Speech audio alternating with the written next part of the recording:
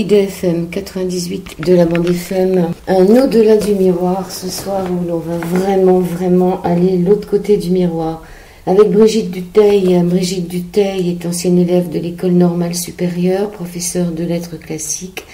Elle s'est spécialisée dans l'étude des problèmes d'histoire et de philosophie posés par la conscience et la mort. Elle est la fille de Régis Dutheil, agrégé de médecine, section physique, professeur de physique et de biophysique à la faculté de médecine de Poitiers, qui s'est consacré de 1973 jusqu'à sa mort en 1995. Il a publié en 1969 l'initiation à la physique relativiste aux éditions Gauthier-Villard, en 92 la médecine superlumineuse aux éditions Sand.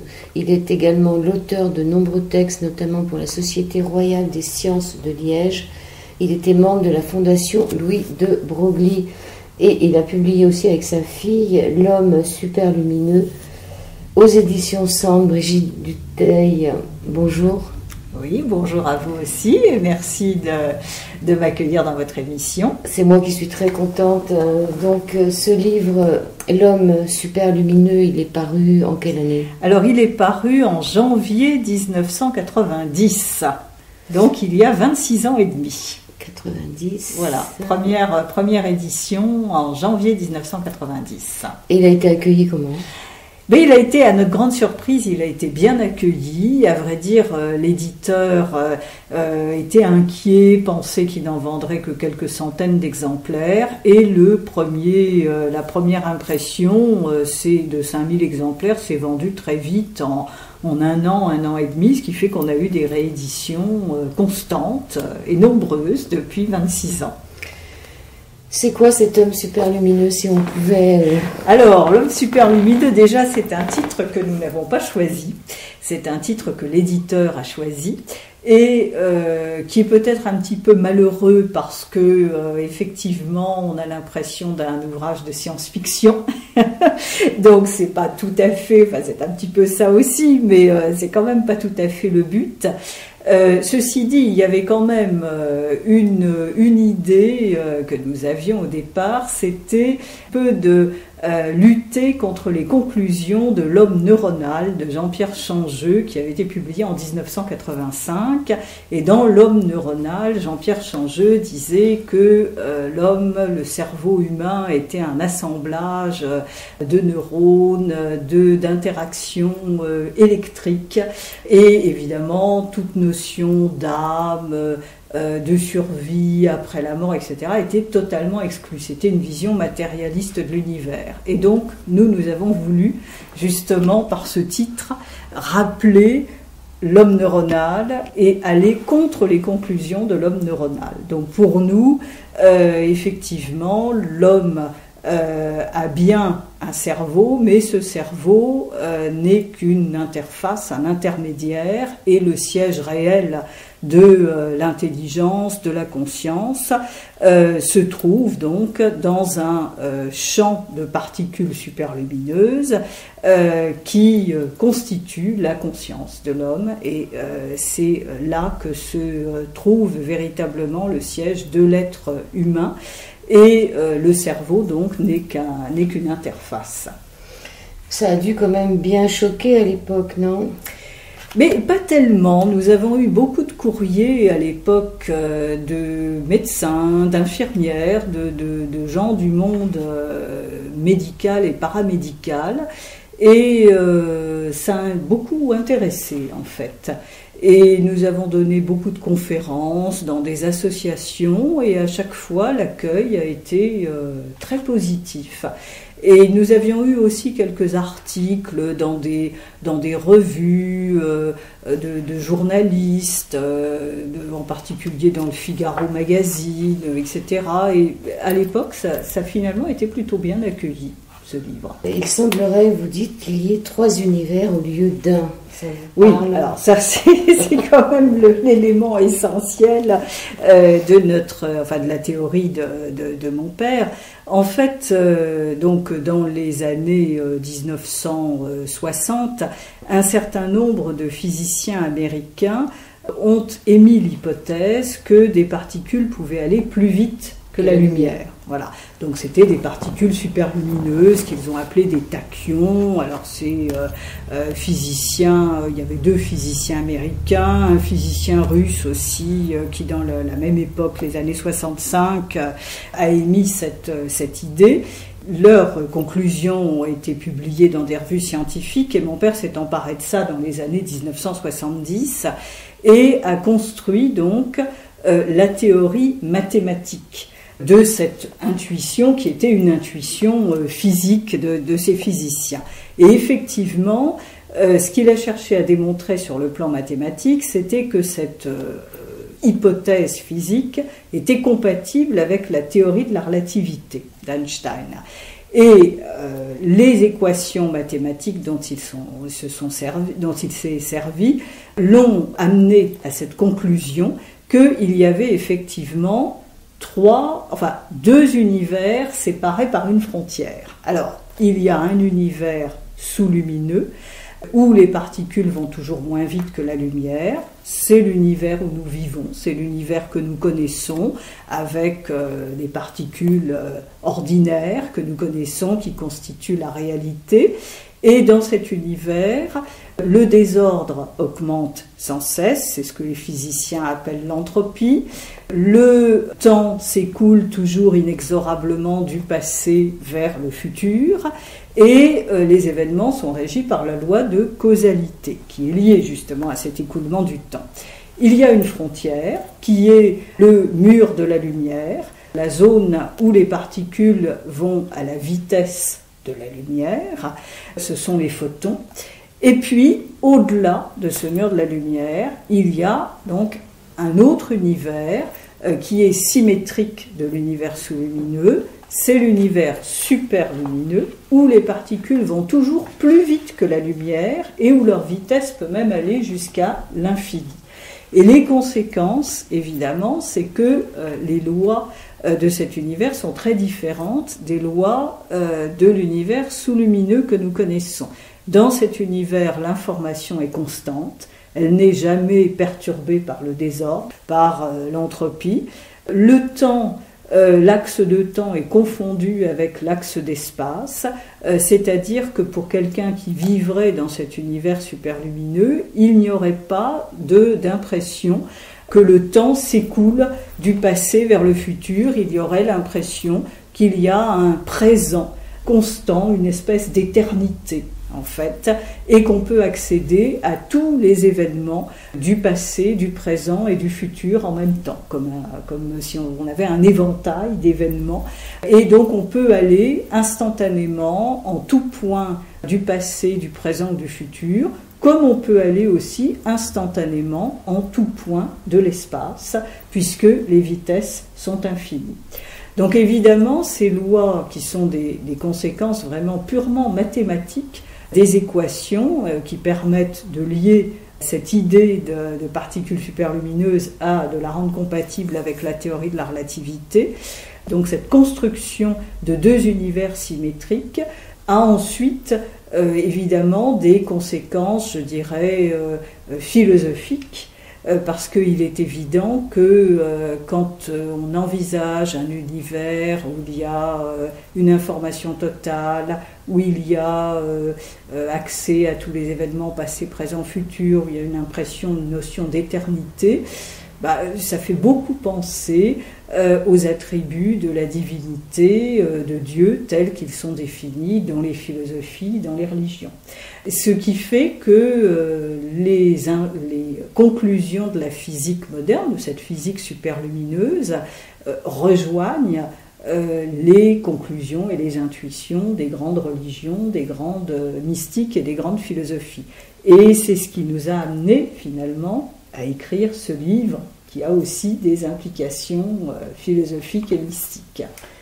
Ça fait rêver. Alors vous dites qu'une comparaison plus triviale aidera à faire comprendre cette idée. On sait qu'un vêtement possède un endroit et un envers, qui est la doublure. L'univers total serait un peu comparable. Ce que nous connaissons n'est que la doublure, c'est-à-dire l'espace-temps sous-lumineux et la matière habituelle. L'endroit véritable serait l'espace-temps superlumineux et sa matière dont nous venons de décrire les fantastiques propriétés.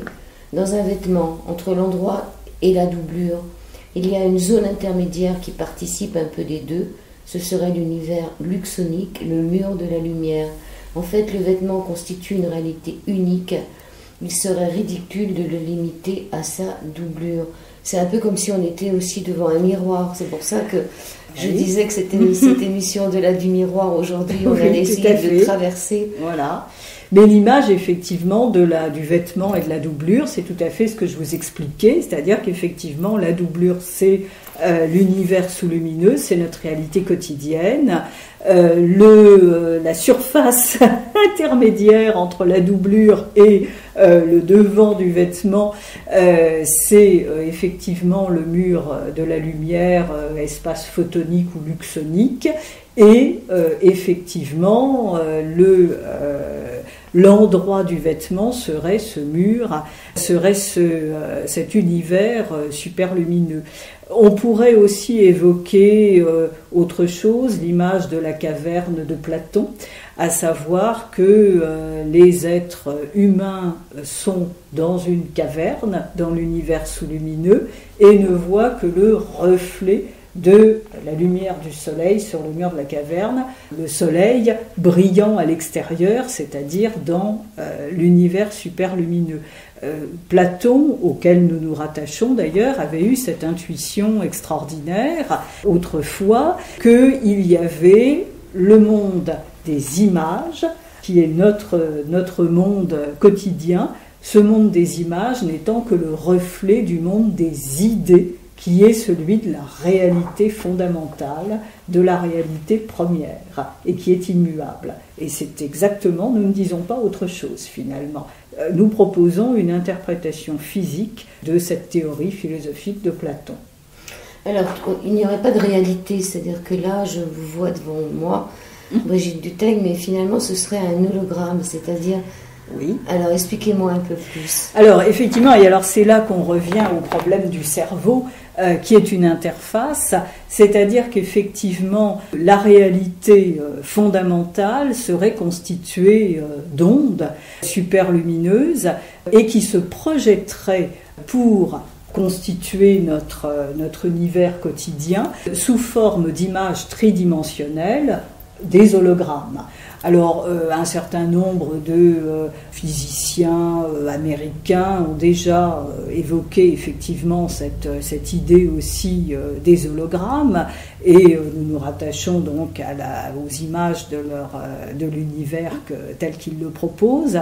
Mais l'idée, c'est qu'effectivement, notre conscience serait un champ de particules superlumineuses. Ce champ de conscience serait doté des propriétés des particules superlumineuses, c'est-à-dire accès à une information totale, accès à tous les événements passés, présents, futurs et possibilité de se déplacer instantanément dans l'espace. Mais quand le temps d'une incarnation humaine, d'une vie humaine, il serait relié à un corps physique, un corps sous-lumineux, et le cerveau, donc, constituerait une interface.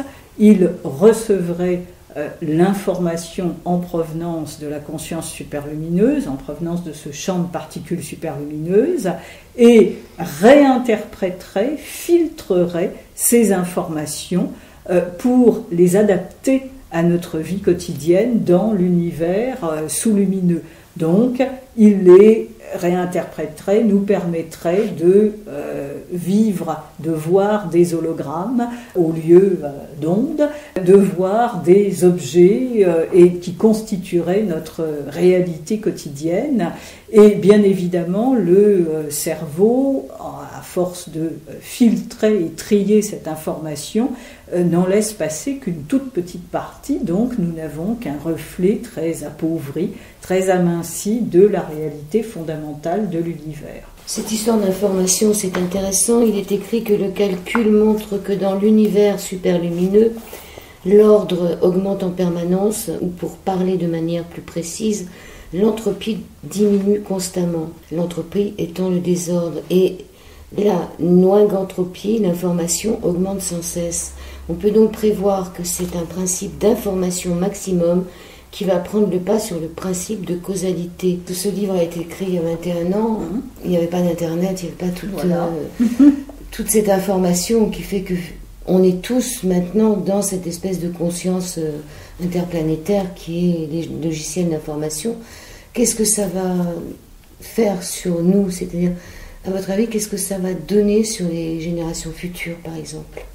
Ah, je pense, et là c'est l'astrologue qui parle, que nous sommes entrés dans l'ère du Verseau et qu'effectivement, dans les siècles à venir, la technologie prendra évidemment le pas sur l'homme et que nous vivrons dans un univers finalement de plus en plus abstrait d'informations et d'informations immédiates qui nous permettra justement d'accéder vraisemblablement à tout point de l'espace et à tout point ensuite du temps, du passé, du présent et du futur. Je pense qu'on arrivera à réaliser matériellement les intuitions que nous avons eues dans ce livre. Alors, il est beaucoup question aussi de la mort, puisque pour ceux qui ont vécu une NDE, ils se rendent compte que d'être dans un endroit super lumineux, avec une connaissance entière, avec beaucoup d'amour, de beauté, de paix, ça leur rappellera quelque chose, hein, on est d'accord. Donc, est-ce que ce que vous êtes en train de dire, ce ne serait pas finalement... Je veux dire que cette super lumière aura gagné sur l'ombre, hein. Cette super lumière, finalement, les enfants seront peut-être plus axés vers cette lumière. Et quand vous dites qu'on aura accès à toute la connaissance, c'est qu'on sera passé de l'autre côté du voile. Alors, c'est vrai que effectivement notre livre, il est un petit peu en deux parties. D'une part, nous exposions ce modèle de conscience. Et pourquoi éprouvions-nous le besoin donc d'exposer ce modèle d'univers et de conscience? Parce que nous nous étions posé les questions dans les années 75-80 de l'explication de ce qu'on appelait les NDE, Near Death Experience, qu'avait donc mis au grand jour Raymond Moody dans ses premiers livres. Et donc nous voulions donner une explication. Et grâce à ce modèle de conscience, nous avons pu trouver une explication, enfin proposer une, selon nous, au moment de la mort de l'être humain, de tout être vivant, certes le cerveau, le corps meurt, mais le champ de conscience superlumineux qui constitue donc la réalité fondamentale de l'être humain, lui, survit. Et qu'est-ce qu'il fait?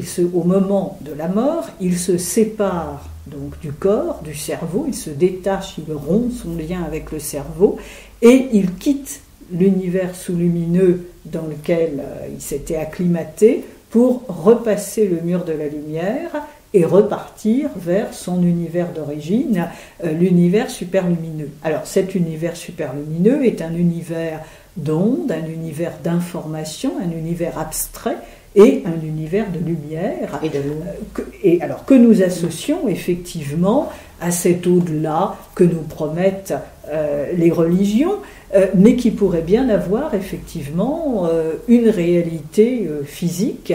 Et simplement, nous ne percevons pas cet univers parce qu'il y a un problème de vitesse. Nous n'évoluons pas dans notre univers sous-lumineux à la vitesse où évoluent les consciences dans l'univers super lumineux, et c'est pour ça que nous ne le percevons pas, qu'il nous est invisible. Un jour peut-être, la technologie nous permettra peut-être d'accéder, de rentrer directement dans cet univers.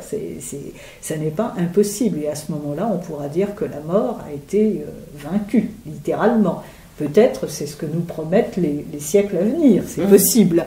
Mais en attendant, effectivement, cet univers tel que nous le décrivent les personnes qui ont témoigné de leurs expériences de NDE, eh bien, ils ont cette impression donc de sortir hors de leur corps, de traverser à grande vitesse un tunnel qui pour nous en fait serait le mur de la lumière, et d'accéder ensuite à un univers où ils ont l'impression de comprendre enfin le sens de l'univers, d'avoir une connaissance absolue, ce qui irait bien effectivement avec les caractéristiques de l'univers superlumineux, l'information totale, et d'avoir également aussi une revue de leur vie. Ils voient en détail tous les événements passés, mais aussi présents et certains éléments futurs de leur vie. Et là aussi, ça va avec cette idée que dans l'univers superlumineux, il y a un accès total à tout événement passé, présent, futur. Et effectivement, c'est aussi un univers d'amour et de paix. Alors de paix parce qu'il n'y a pas de désordre dans cet univers, il n'y a pas d'entropie. Et puis effectivement d'amour, pourquoi ? Parce que vraisemblablement dans notre univers sous-lumineux, il y a toujours une distance entre nos corps et il y a toujours une ignorance de ce que pense réellement l'autre. Et qui dit distance et ignorance dit méfiance et peur. Alors que, au contraire, dans l'univers superlumineux, il y aurait fusion de toutes les consciences de l'univers et il y aurait accès à toutes les informations de ces consciences. Donc, chaque conscience individuelle pourrait comprendre complètement ce que ressent une autre conscience, et comme il y aurait fusion, il n'y aurait plus cette distance et cette peur, d'où cette impression d'amour universel et de compréhension qui semble inonder donc les personnes qui ont fait ces expériences de NDE.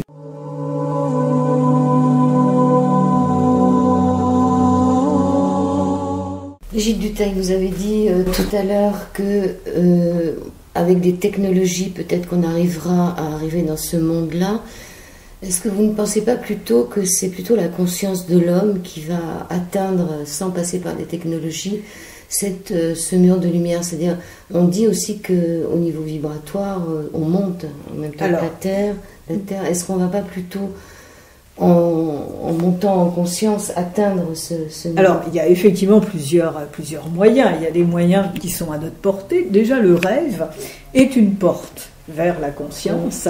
Et les sensations que nous avons dans nos rêves sont souvent des ouvertures, justement, vers la conscience. Autre moyen d'accès, bien évidemment, la méditation. Nous faisons état, bien évidemment, des extases mystiques, de toutes sortes d'expériences qui sont justement des portes d'accès vers cet univers super lumineux. Mais je pense également que la physique finira par accepter cette idée de particules et d'ondes superlumineuses. Alors effectivement, il y a eu des expériences à partir des années 85 visant à démontrer l'existence de vitesses superlumineuses. Alors en Belgique, en 1985, il y a eu Jacques Steyart à Louvain-la-Neuve qui avait isolé un effet tachyoélectrique et mesuré des vitesses légèrement supérieures à celles de la lumière. En 1993, à Cologne, Mders et Nimst ont également mesuré des vitesses supérieures à celles de la lumière. Et puis, il y a eu beaucoup plus récemment, donc, dans les années 2011-2012, les travaux du CERN, dont on a beaucoup parlé. À chaque fois, ces travaux, les conclusions de ces travaux ont été remises en cause parce que la physique avance avec difficulté et a du mal à admettre l'existence de ces particules et de ces ondes superlumineuses, mais je pense qu'on y viendra. On y viendra dans les années, les dizaines, les décennies à venir, et à partir du moment où on aura véritablement admis l'existence de ces ondes superlumineuses, où on arrivera à les mesurer, à les isoler, eh bien, sûrement tout un pan nouveau de la technologie, de la science s'ouvrira à nous et il y aura plein de possibilités. Donc il y a ces deux voies. La voie personnelle d'accès par effectivement un travail sur nous-mêmes, sur notre conscience, et puis la voie purement scientifique et technologique. Mais dans notre livre, nous avons toujours cherché à réconcilier ces deux modes de pensée qui ont longtemps été irréconciliables.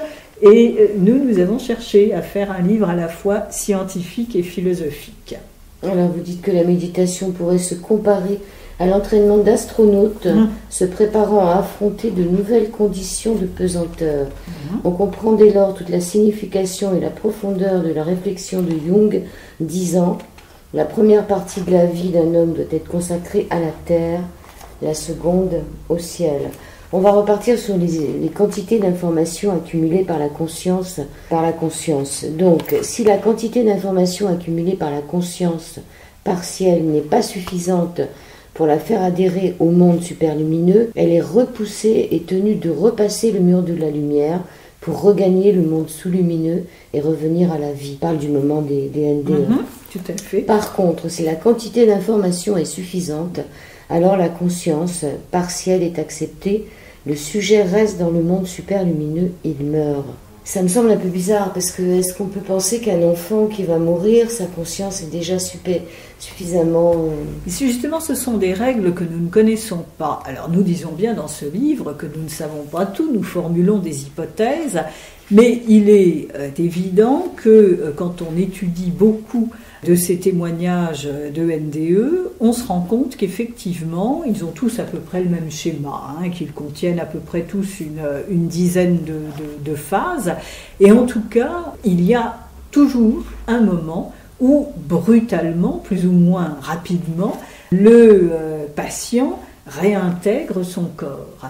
Et alors on lui dit qu'il doit revenir ou il cherche lui-même par lui-même à revenir. Ou on lui dit rien. Ou on lui dit rien. Parfois, il réintègre brutalement son corps. Et pourquoi revient-il ?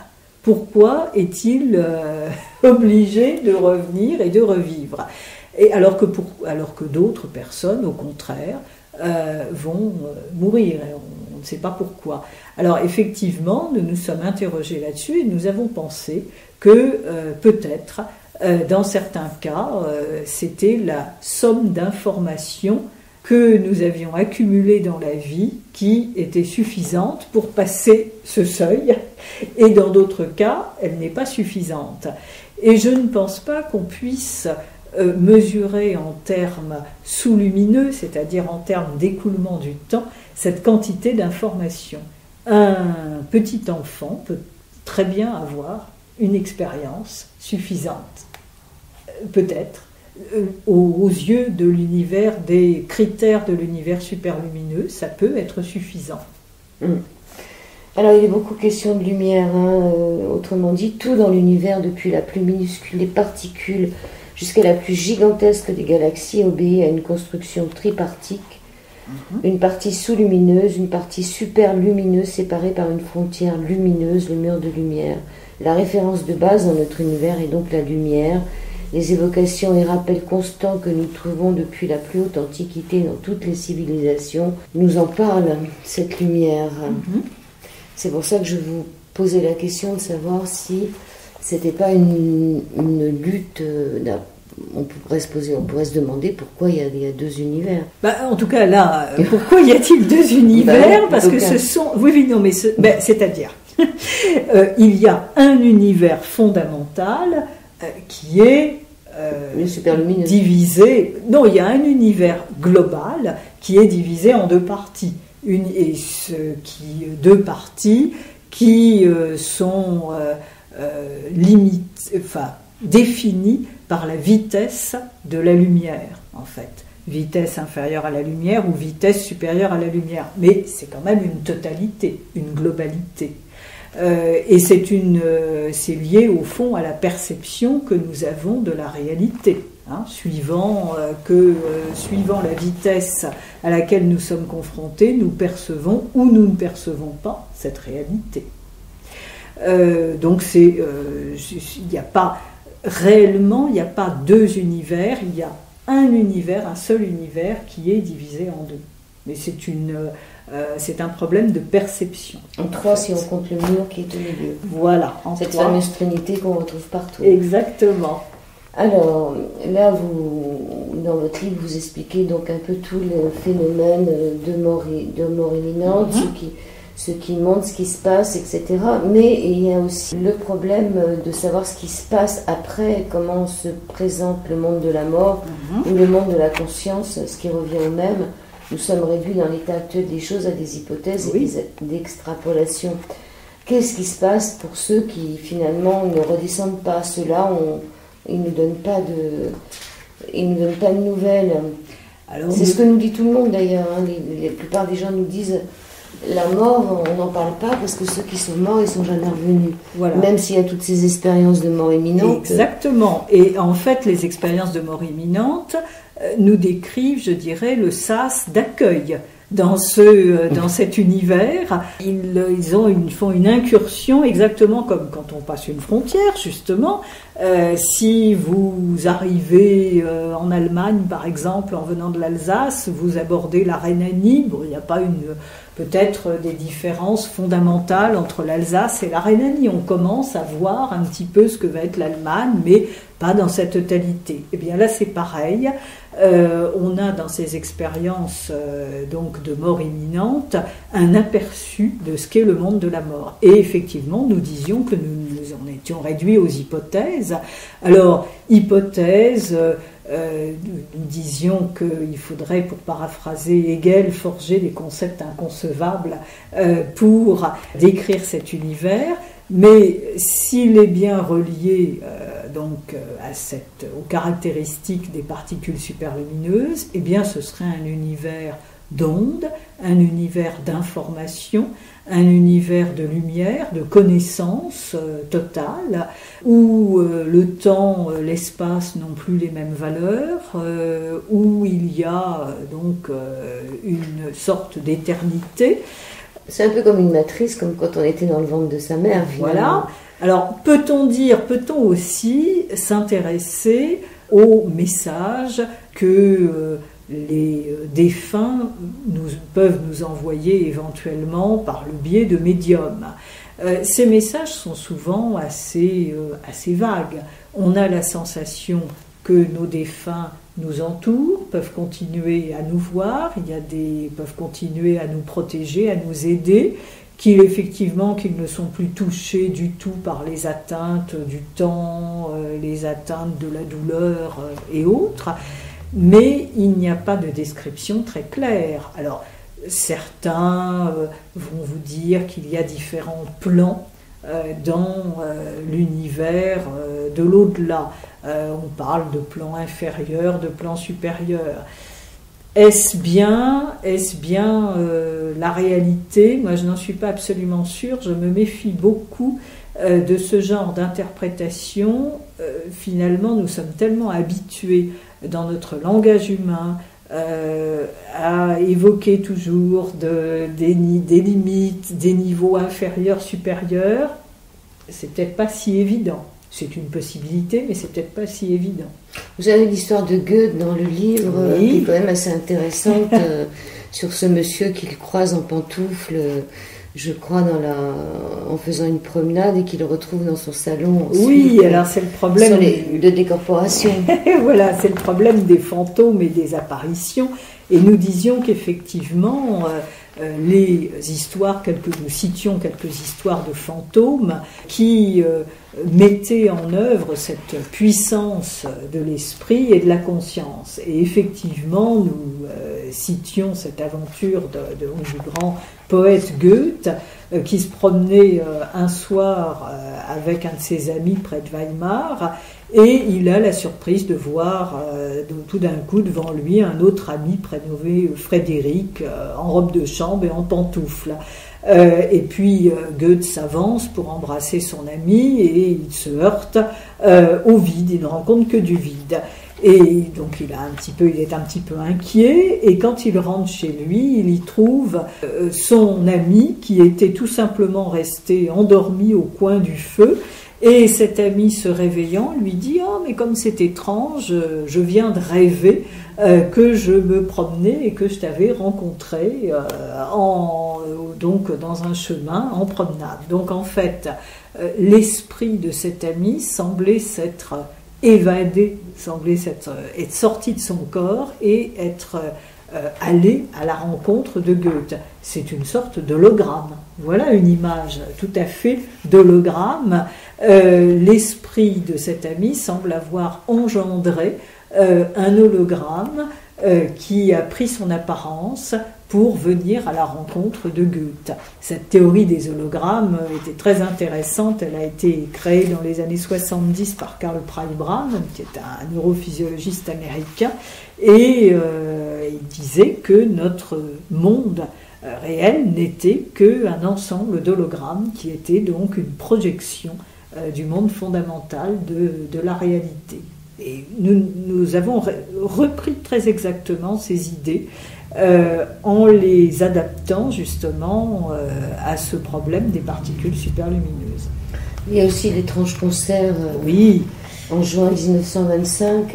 Voilà, alors l'étrange concert qui était une anecdote aussi qui se trouvait dans les archives de la préfecture de police et qui est citée dans un certain nombre de livres. Un jeune étudiant au Luxembourg, un jour voit à côté de lui un vieux monsieur charmant, il discute musique et ce vieux monsieur lui dit mais justement il va y avoir nous donnons des concerts de musique de chambre chez nous dans un appartement près de Luxembourg, venez nous voir.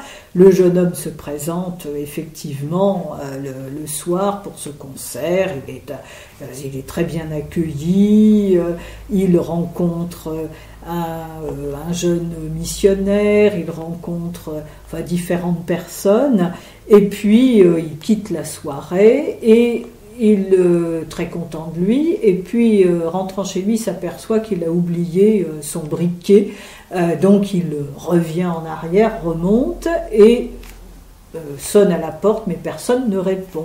Et le concierge de l'immeuble, alerté par le bruit, lui demande ce qu'il vient faire. Il dit je viens voir ces personnes, mais cet appartement est vide depuis 20 ans, lui dit le concierge. Ces gens sont les derniers propriétaires, sont morts. Alors le jeune homme dit mais comment? Moi j'ai rencontré telle et telle personne. Alors le concierge dit mais vous êtes fou. On avertit la police et c'est comme ça qu'effectivement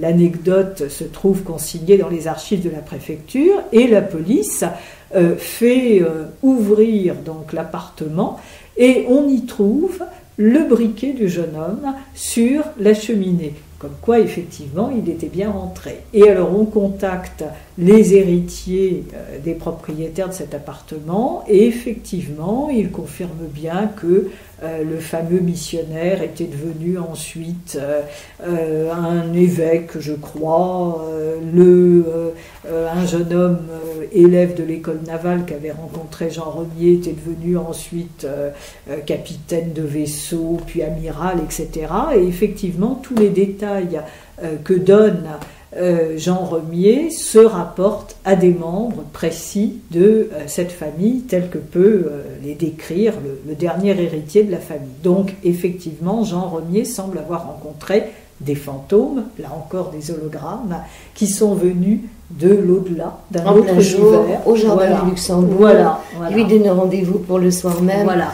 Et c'est vrai qu'il y a un certain nombre d'histoires de fantômes qui sont assez troublantes et qui donnent à penser que l'au-delà se manifeste à nous.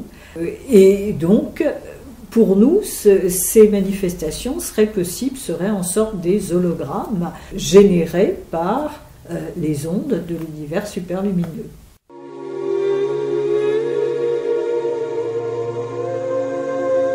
On va revenir sur la condition de passage, pour ceux qui ont été sages, de faire un vrai passage après le mur de lumière pour se retrouver dans le monde superlumineux. Vous dites que la véritable connaissance n'est pas, selon nous, l'érudition pratiquée pour elle-même et ne se confond pas avec le savoir hyper-analytique d'un spécialiste, mais la connaissance ésotérique qu'on pourrait définir comme l'union mystique de la connaissance scientifique et de la recherche du Graal par la tradition. Et l'existence du sujet est liée à ces hologrammes donc créés par la conscience. Si jamais la personne n'a pas assez de connaissances, l'individu reste alors piégé par l'extrême pauvreté de son esprit. Est-ce que le but des religions à l'époque, c'était pas d'ouvrir justement cette conscience? Tout à fait. Le but de toutes les religions, le but des grandes philosophies, extrême-orientales en particulier, c'est d'ouvrir la conscience par une attention extrême porté à de menus objets, à des événements qui semblent méprisables aux yeux de certaines personnes. Et les témoins qui ont fait donc des NDE disent bien que quand ils revoient les événements de leur vie, ils s'attachent souvent à des scènes qui leur semblaient, qu'ils avaient complètement oubliées, qui leur semblaient insignifiantes, mais où ils avaient consolé quelqu'un, où ils avaient fait du bien, où ils avaient été un instant conscients de la beauté de l'univers, etc. Donc ce sont ces éléments qui, effectivement, vont constituer une somme d'informations et de connaissances permettant d'accéder à l'univers superlumineux. Il y a aussi ce fameux forgeron brigand bavarois dans l'histoire que vous trouverez.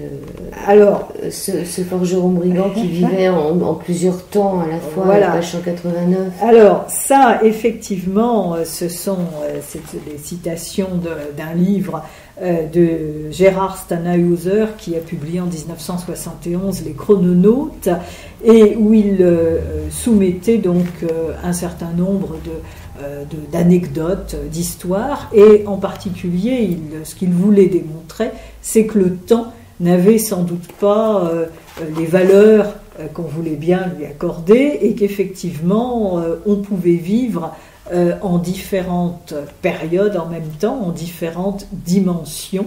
Et il disait que le forgeron brigand bavarois pourrait être une sorte de variable temporelle dont le moi mène en même temps une double vie sur deux plans temporels différents. Il s'agissait effectivement d'un forgeron qui avait la sensation de vivre la vie d'un chevalier brigand du Moyen-Âge, et il donnait beaucoup de détails extrêmement précis sur sa vie de l'époque, et qu'on avait pu vérifier ensuite, ce qui accréditait la réalité de cette anecdote.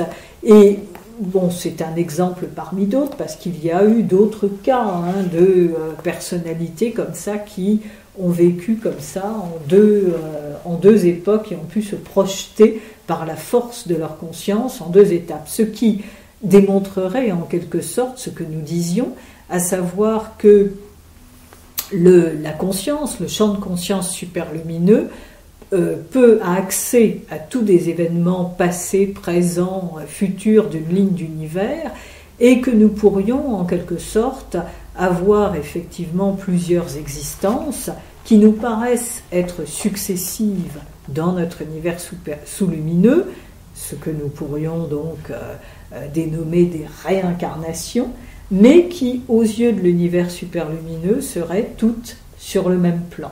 Donc, dans les réincarnations classiques, nous perdons le souvenir de nos existences antérieures.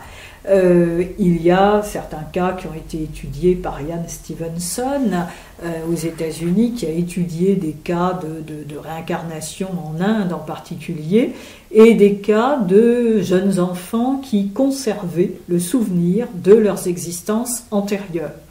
Mais en général, dès qu'ils arrivaient à l'âge adulte, ils perdaient ce souvenir.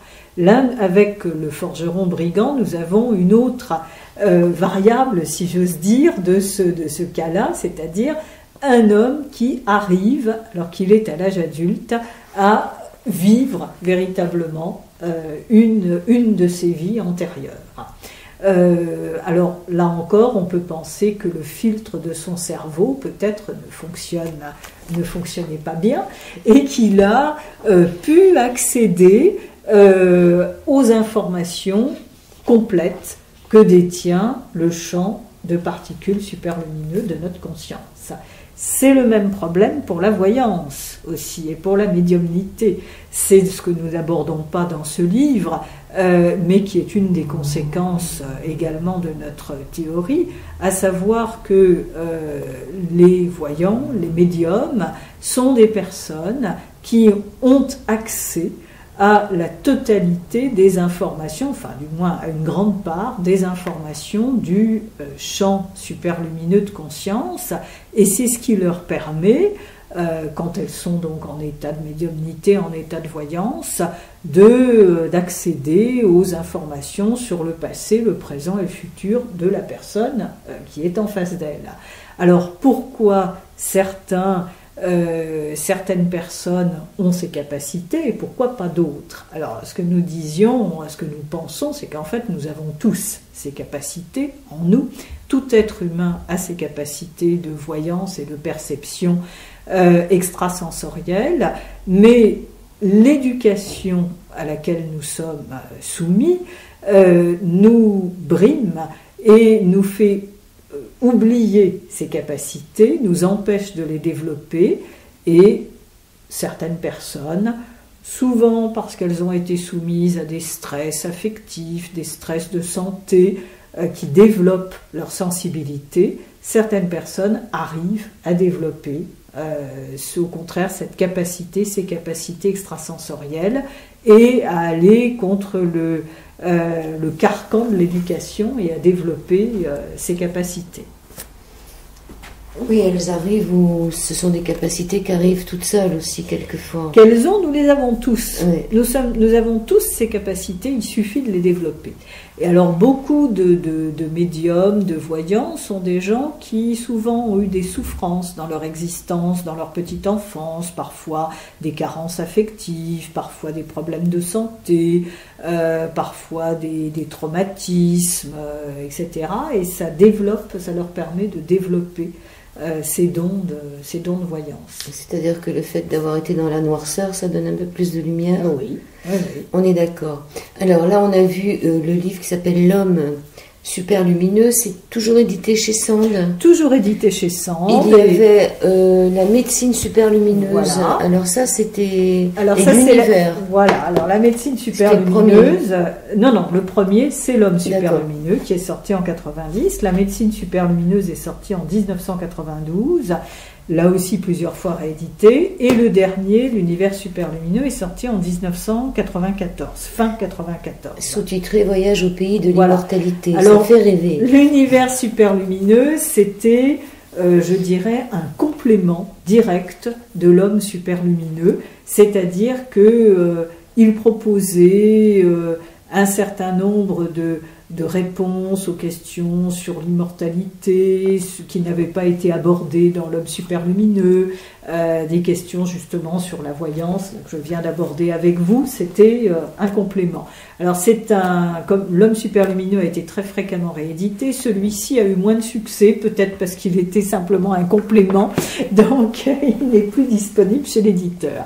Par contre, la médecine super lumineuse est toujours disponible, a été rééditée plusieurs fois, et se proposait d'aborder, je dirais, le volet médical de la théorie que nous développions, et en particulier d'essayer de voir quelle était la nature du lien entre la conscience et le cerveau, quel était le problème, enfin comment on pouvait aborder le problème de la maladie, comment on pourrait envisager une médecine super lumineuse, comment on pourrait évoquer certaines techniques qui déjà, en particulier le magnétisme, etc., déjà sont des voies sur le chemin de la médecine super lumineuse. Voilà, c'était le volet médical.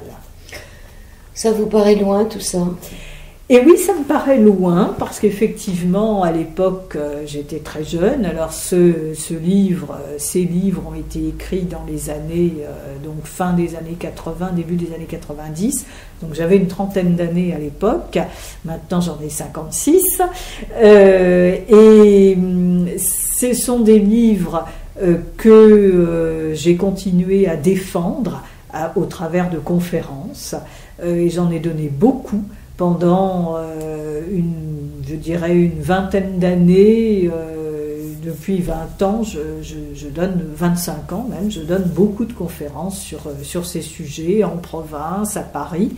Mais c'est vrai que la demande reste la même, et nous nous sommes rendus compte, enfin moi je me suis rendu compte en particulier, on me le dit souvent, qu'il n'y a pas vraiment d'autres livres scientifiques pour proposer des explications, en particulier sur les NDE.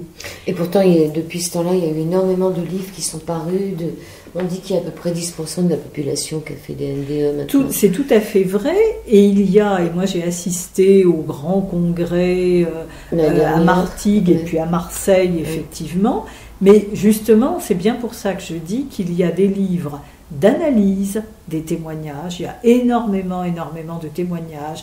Il y a des livres qui analysent certains aspects des témoignages, mais aucun autre livre ne propose une théorie globale avec un modèle de conscience et un modèle d'univers permettant une grille d'interprétation de ces expériences. C'est ce que nous voulions faire, et en fait, je me rends compte qu'il n'y a pas d'autres livres de qui remplissent cet office. C'est un très beau livre qui n'a pas vieilli et qui, au contraire, nous montre que votre père était quand même un pionnier. Ah, tout à fait. Il est parti d'un seul coup. Alors, il est parti effectivement de ce qu'on appelle une dissection de l'aorte, donc super crise cardiaque. Oui, donc j'ai failli rencontrer votre père et vous sûrement, parce que vous deviez être avec lui dans les conférences. Oui, à l'époque. En 95. Tout à fait. On a, à partir des années 90 jusqu'en 95, on a fait des conférences ensemble. Et puis donc, évidemment, après sa mort, j'ai assuré les conférences seule. Brigitte Dutheil, vous vous occupez maintenant d'astrologie, je crois. Hein? Oui, alors en fait, je m'en suis toujours occupée. Je m'en occupais déjà avant d'écrire ce livre. J'ai commencé à faire de l'astrologie très jeune, quand j'avais 17 ans, quand j'étais en terminale. Mes parents s'intéressaient eux-mêmes à l'astrologie, avaient fait faire mon thème à ma naissance. Et à force de voir ce thème, je me suis dit, moi aussi, je vais apprendre à faire des thèmes. Et j'ai pris des livres et j'ai commencé à utiliser les membres de ma famille, mes proches amis comme cobayes, à faire les thèmes, et ça m'a tellement passionnée que j'ai continué de plus en plus, je n'ai pas arrêté, j'en ai fait donc une seconde activité professionnelle à côté de ma première activité qui est d'être bibliothécaire, et j'ai une seconde activité qui est d'être astrologue. D'accord. Donc pratiquer une astrologie... Tout à fait classique, l'astrologie occidentale et l'astrologie prévisionnelle. Moi, j'estime qu'en astrologie, quand des consultants viennent vous voir, certes, ils veulent un portrait psychologique, ils veulent faire le point sur leur destin, pourquoi ils en sont là, mais ils veulent aussi des portes et des clés pour leur futur. Donc il est intéressant, important de leur donner des dates, des échéances précises dans leur devenir. Et vous m'aviez dit aussi que vous faisiez partie d'une association. Voilà, d'une association qui s'appelle l'Union scientifique, l'UFSIPES, Union scientifique francophone pour l'investigation psychique et l'étude de la survivance, qui est une association qui a été créée en 1919, qui est une association spirit. Elle a été créée par Jean Meyer, qui était un très riche négociant, qui avait perdu son fils à la guerre et qui a décidé de doter très richement deux associations, l'Institut métapsychique, qui était place Wagram, qui avait pour but une investigation scientifique des phénomènes psychiques et qui a vraiment dans les années 20-30 fait énormément de choses et d'expériences. Et puis donc l'UFSIPES, qui s'appelait à l'époque la Société psychique, qui a changé de nom par la suite dans les années 70. Et donc l'UFSIPES avait pour but les conférences publiques et les expériences médiumniques en public, de manière à prouver par l'expérience en quelque sorte la réalité de la survie. Et en fait, l'Institut métapsychique existe toujours. Il a été repris par Mario Varvoglis. Voilà, il est maintenant dans le 10e arrondissement, rue de Lac-Duc. Bon, voilà. Et donc l'UFSIPES, c'est pareil, a changé d'adresse, a d'abord été rue Copernic, ensuite dans le 14e, et maintenant se trouve rue Jean-Jacques Rousseau depuis 40 ans. Nous sommes rue Jean-Jacques Rousseau. C'est la salle Jean-Jacques Rousseau alors. Voilà, c'est la salle Jean-Jacques Rousseau dans le 1er arrondissement, métro Palais Royal, près de la galerie Véro-Dedin. Et donc il y a des conférences tous les après-midi à 15h, suivies à 16h30 d'une heure d'expérience par des médiums. Donc ça marche toujours, la salle Jean-Jacques Rousseau, voilà, ça marche au fond du couloir. Et voilà, exactement. Brigitte Dutheil, merci beaucoup. Je rappelle l'homme super lumineux, la médecine super lumineuse. Voilà, toujours disponible. Par contre, l'univers super lumineux, là, indisponible, ou bien il faut le trouver chez des revendeurs ou alors en bibliothèque. Nous l'avons à la bibliothèque de l'EFCIPES, parce que nous avons une bibliothèque. Et vous, alors, on peut vous retrouver où si quelqu'un était intéressé par de l'astrologie? Alors, on peut me retrouver en me téléphonant ou en allant en conférence. Je ne sais pas, vous voulez que je donne mon numéro de téléphone? Ah, je sais, c'est vous qui en prenez la responsabilité. Alors, on peut me téléphoner sur mon portable au 06 64 33 39 94 pour des consultations. 06 64 33 39 94. Très grand merci à vous, Brigitte Dutheil. Merci beaucoup. Et merci à vous. Merci. Quand je sortirai de mon corps, comme un papillon, mieux encore,